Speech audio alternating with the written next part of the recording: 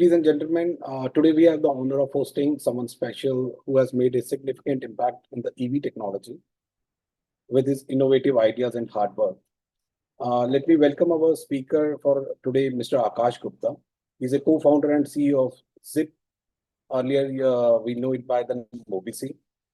Akash Gupta is the co-founder and CEO of ZIP, India's largest electric logistics startup.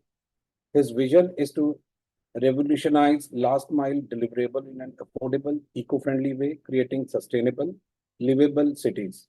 With prior leadership roles at MobiKwik, Snapdeal, Dell, and Airtel, Akash has extensive experience in scaling tech-driven businesses. He is also a speaker and thought leader in electric mobility and startups.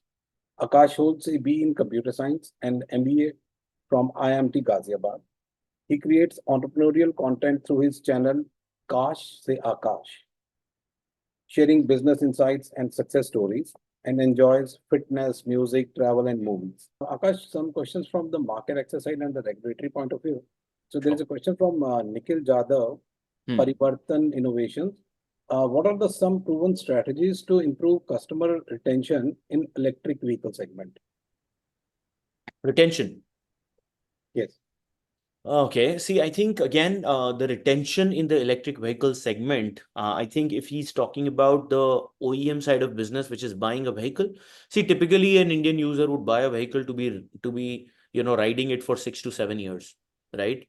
So the most important thing in that case is that your vehicle should be good enough, tested well enough on the Indian roads in all kinds of temperatures and road types to last the 6-7 years, which is the basic expectation of an Indian user, right? I think that is where the answer also lies, and that is where the investment also lies, right? See, most of the guys are not doing that rugged testing or investing that much enough to know that, hey, there are problems. See, I'll give you an example.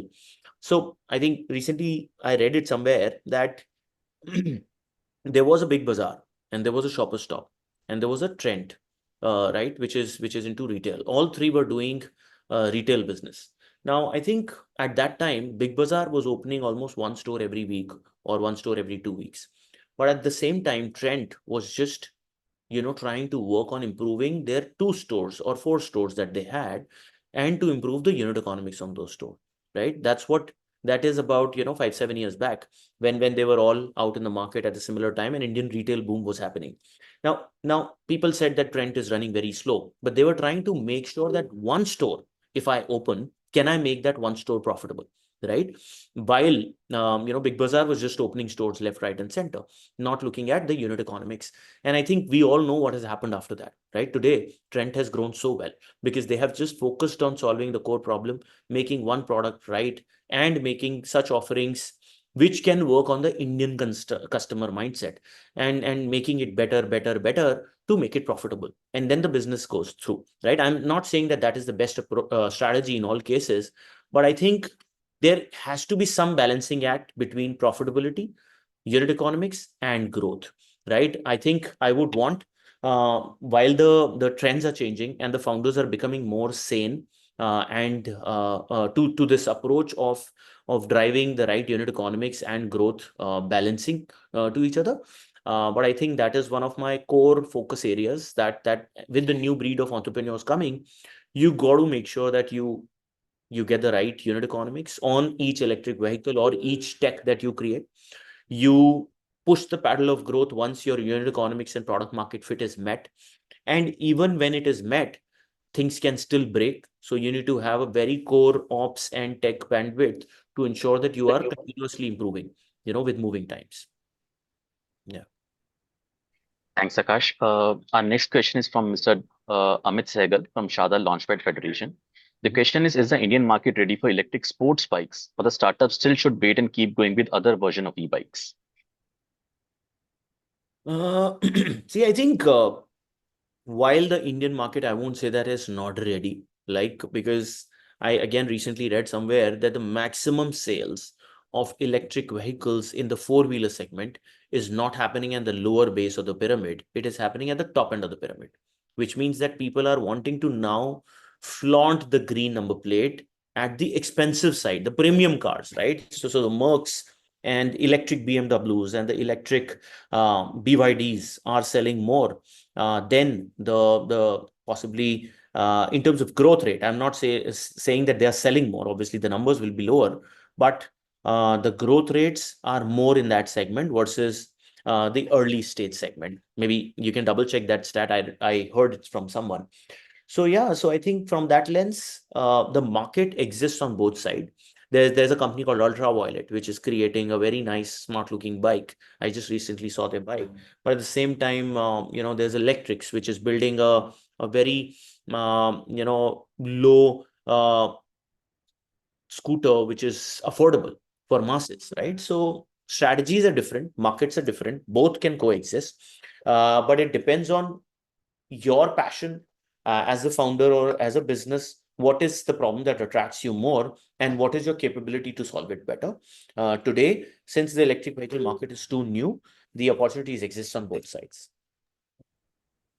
We have another question from Maya Sharman. Mhm. How do you navigate the regulatory challenges specific to the EV industry in India, especially with respect to the policies and incentives? What steps can early stage startups take to stay ahead of changing regulations? Yeah, see, I think to be very frank, government is also pretty new to this entire initiative of electrification. One thing is clear, that there is net zero, which is something that everyone is trying to chase. Give me 10 more minutes, yeah. There's net zero that everyone is trying to chase, and there's like the goal of 2070 net zero from Indian government. There's 2047, which is the developed Indian economy, which is one of the dreams that has been set by the current government. I think with that lens, people have to maneuver in the direction of net zero, and from that lens, I think the pace of this sector is picking quite rapidly, and this is the highly opportune time to do and solve the problem, and hence what is happening is that the government is putting policies out themselves. There is obviously some change which is happening because of learning and the movement of the industry that itself, right? Because let's say the government has made FAME 1, but then they learned that how is it helping? So then after 12 months, there was a new FAME 2, which came out, but it was progressive because whatever learnings that they had, it's like a pivot, right? They made it more stringent, they made it more make in India kind of a thing. And now that government is seeing, hey, electric vehicles are picking further, but we still need to comply, and we still need to support this entire net zero mandate. So government is continuously reducing subsidies with time, and also making it more stringent for younger startups to enter. And hence, possibly, there are two ways to go about it.